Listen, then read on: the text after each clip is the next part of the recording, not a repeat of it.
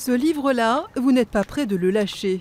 Les auteurs, deux enseignants-chercheurs de l'Université de Bourgogne, démêlent le vrai du faux dans l'univers du vin. Et si vous croyez tout savoir, au fil des pages, certaines de vos certitudes vont voler en éclats. On a démarré l'écriture de ce livre en 2015 et donc avec Jordi Ballester qui lui est un spécialiste en analyse sensorielle, eh bien on a mis en place les différentes expérimentations. Il a interprété tous les résultats statistiquement avec les étudiants et ça nous a permis après de regrouper dans cet ouvrage les différentes expériences qui ont été conduites.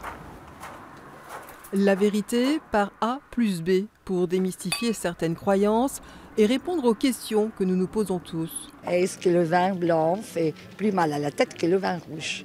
Ça dépend beaucoup des personnes. En fait, il y a une étude anglaise qui a montré que les vins rouges faisaient mal à la tête, et puis il y a une étude française qui a montré que c'était les vins blancs.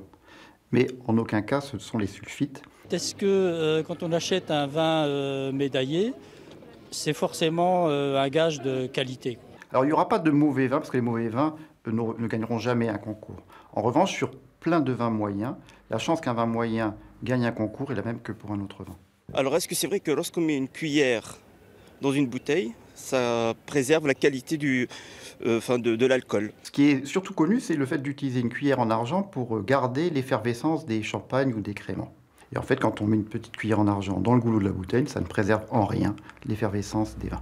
Est-ce que le verre doit être adapté pour conserver la saveur du vin? La forme du verre est importante.